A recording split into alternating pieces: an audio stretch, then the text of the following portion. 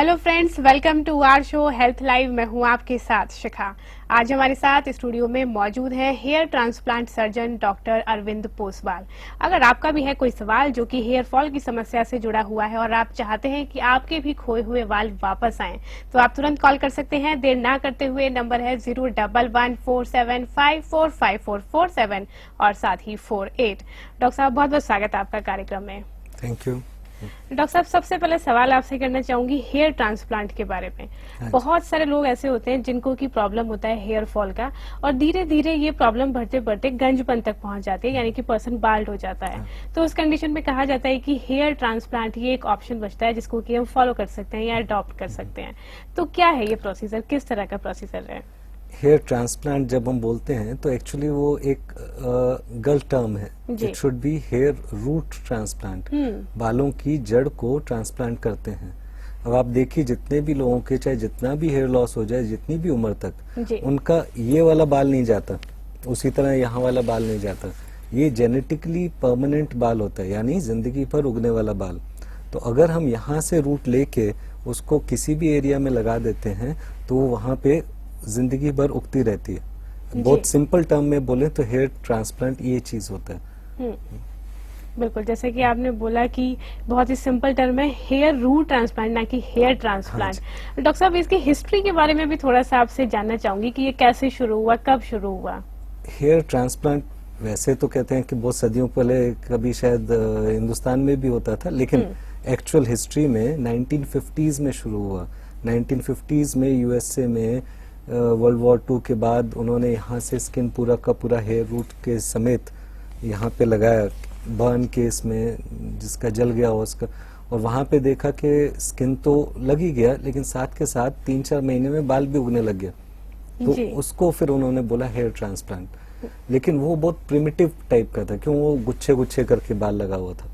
लेकिन over a period of time उसको इतना रिफाइन करके किया गया ताकि आजकल जब हम लोग हेयर ट्रांसप्लांट करते हैं, बिल्कुल एक एक रूट करके लगाते हैं ताकि देखने वाले को पता भी ना चले कि ये ट्रांसप्लांट है।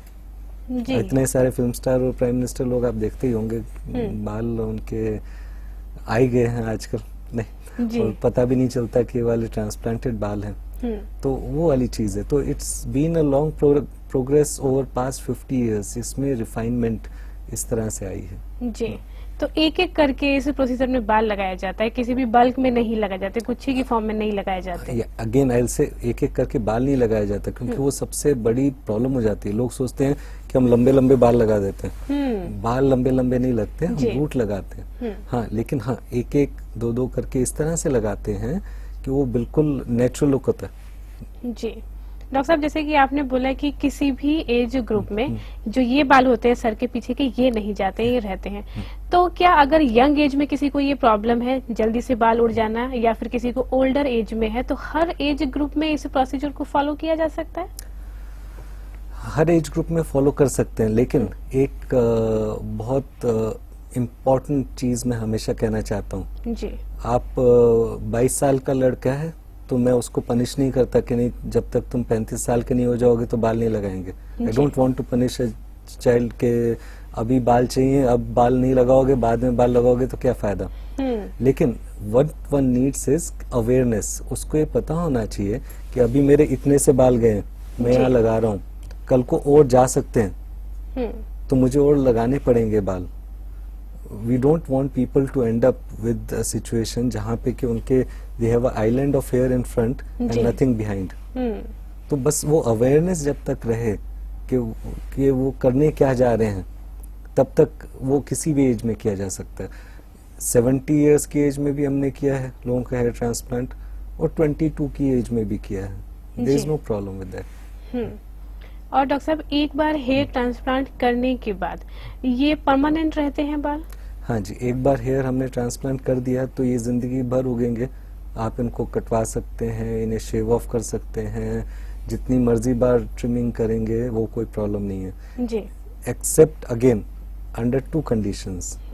एक, अगर ऐसे बीमारियां होती हैं जैसे थायराइड का प्रॉब्लम हुआ या कीमोथेरेपी हुआ जिसमें पूरी बॉडी के बाल जाते हैं जी, इवन आईब्रोज चला जाता है, या एलोपेशिया एरिएटा हुआ जिसमें कहीं भी बॉडी में बाल नहीं रहता, वो अलग है।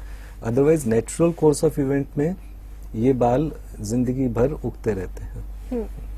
डॉक्टर साहब, इसके प्रोसीजर के बारे में भी आपसे जानना चाहूंगी कि इन बालों को किस तरीके से लगाया जाता है, स्कैल्प में, स्किन में, किस तरीके का ये प्रोसीजर होता है? ये तो आप हमारी सारी सीक्रेट पूछ लेंगे। जी। इसमें हम जैसे दो अलग अलग तरीके के मेथड होते हैं। एक होता है जिसको हम कहते हैं स्ट्रिप FUT प्रोसेस। उसमें हम यहाँ से स्किन लेते हैं पूरी की पूरी। ये थोड़ा ज्यादा खूंखार तरीका मैं बोलूंगा, इन्वेजिव इन इंग्लिश। वो लेते हैं रूट्स के समेत और फिर यहाँ स्टिच कर देते हैं।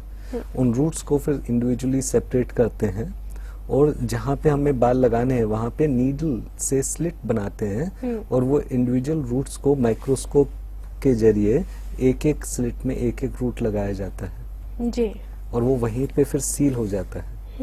ये तो थोड़ा वो वाला इन्वेजिव मेथड है। जो दूसरा मेथड है जिसको हम फ्यूज कहते हैं, उसमें हम यहाँ से स्टिच नहीं लगाते, उसमें यहाँ से भी इंडिविजुअली हेयर रूट्स लेते हैं, इंडिविजुअली लेके उनको इंडिविजुअल लगाते हैं। ये थोड़ा ज्यादा कम्बरसम होता है, थोड़ा टाइम ज्यादा लगता है, थोड़ी मेहनत ज्यादा लगती है, लेकिन ये इन्वेजिव कम होता है। तो ये दोनों मेथड है, दोनों में ही सक्सेस रेट इक्वल है और दोनों में ही जहां हमने बाल लगाना है वो तरीका सेम है, सिर्फ निकालने का तरीका अलग है।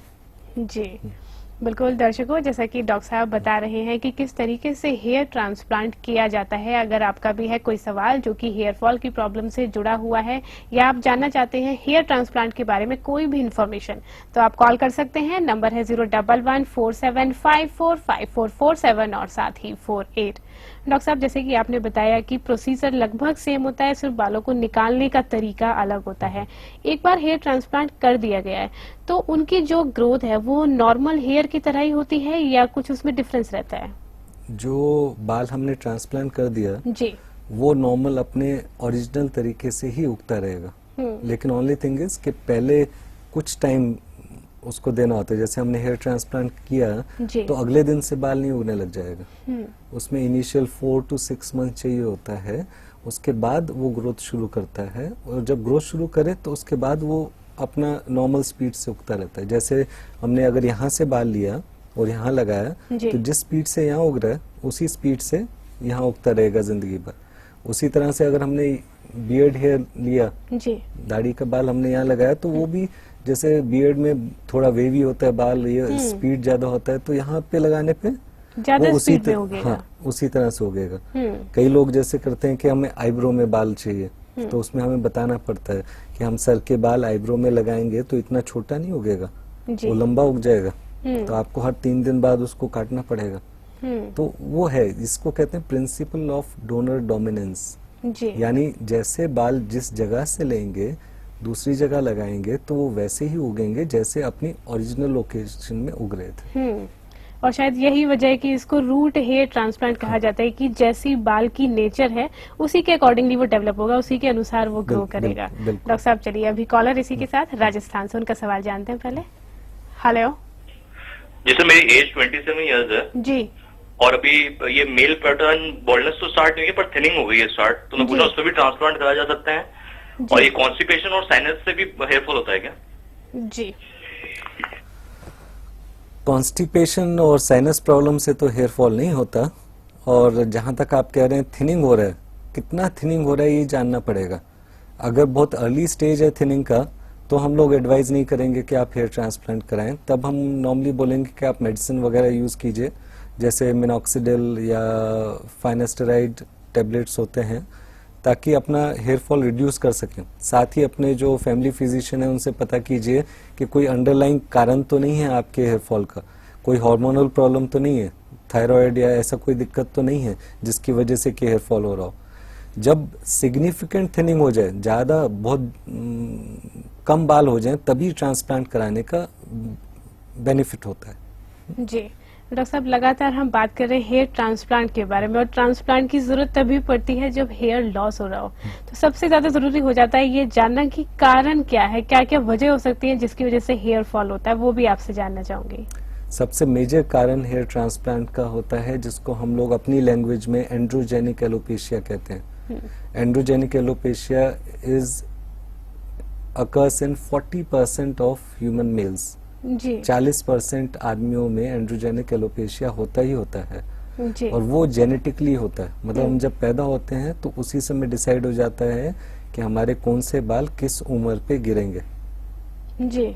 उसके अलावा जो बाकी कॉज हैं वो बहुत रेयर हैं, डाइट की वजह से या इम्यूनोलॉजिकल कारण की वजह से, ऑटोइम्यून डिसऑर्डर की वजह से या और कोई बीमारी की वजह से, ये बहुत रेयर होते हैं। मेजर कारण ये है एंड्रोजेनिक एलोपेशिया। और इसका कई बार पेशेंट मेरे पास आते हैं, बोलते हैं अब हम कुछ कर तो सकते नहीं, अब कोई इंसान मोटा है तो क्या उसकी गलती है ना, उसने ज्यादा खाना खा लिया, तो बोलता है ठीक है मैं खाना कम खा लूंगा, पतला हो जाऊंगा, एक्सरसाइज कर लूंगा, पतला हो जाऊंगा। लेकिन एंड्रोजेनिक एलोपेशिया में होता है कि मेरी तो कोई गलती नहीं, ये तो मेरा जेनेटिक था, मैं कुछ कर भी नहीं सकता, ना मैं डाइट चेंज कर सकता हूँ, ना मैं कुछ कर सकता हूँ जिससे कि मेरे बाल रुक जाए। जी। तो ये एक जेनेटिक चीज है। अब मेजर कारण जो इसके अलावा कोई और भी कारण? बहुत रेयर, मतलब अगर 1% ले लीजिए, कोई बहुत मेजर इलनेस हो गया, जैसे मैंने पहले बोला था कीमोथेरेपी हो गया, कैंसर ट्रीटमेंट में हेयर लॉस हो जाता है, ऑटो इम्यून डिसऑर्डर की कोई बच्चा पैदा होता है उसी समय से उसके पूरे बदन पे बाल ही नहीं होते, लेकिन ये बहुत रेयर चीजें हैं। जी। तो कहीं ना कहीं मेन कारण जो है वो जेनेटिक ही होता है, बाकी कारण काफी कम होते हैं। चलिए एक और कॉलर उत्तराखंड से, उनका सवाल भी जानते हैं। हेलो। हेलो हैरी जी बताएं क्या सवाल है आपका? हाँ डॉक्टर साहब से मेरे को एक चीज पूछना था जी। मैं हैरी बोल रहा हूँ देहरादून से। मैंने ये पूछना था डॉक्टर साहब से जी कि मेरे भाई बड़े भाई हैं जी उन्होंने हेयर ट्रांसप्लांट करवाया था, फिर भी वो खुश नहीं है जी क्योंकि उनके बाल उगे तो हैं लेकिन गुच्छों गुच्छों में उगे हैं। अब तो वो बाहर जाने को भी कतराते हैं इस वक्त।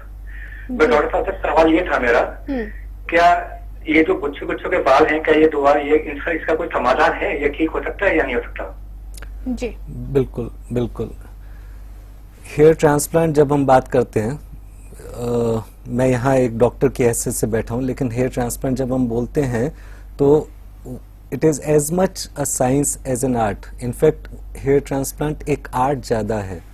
अब बाल यहाँ से लिए हमने और यहाँ पे लगा दिया, 10 बाल का गुच्छा लगा दिया और ऐसे खड़ा खड़ा लगा दिया तो बिल्कुल अच्छा नहीं लगेगा। तो ऐसे बहुत केस आते हैं हमारे पास। तो वो जो आर्ट वाला कंसेप्ट है वो बहुत जरूरी है। आप अपने भाई साहब को भेजिएगा। सबसे जरूरी चीज हेयर ट्रांसप्लांट में क्या होता है, अगर आप कभी कराने जा रहे हैं, कि आप एक्चुअल पुराने पेशेंट से मिलिए, उनसे मिलिए, देखिए कि एक्चुअल उनका किस तरह से बाल उग रहा है, दिखने में कितना नेचुरल लगता है।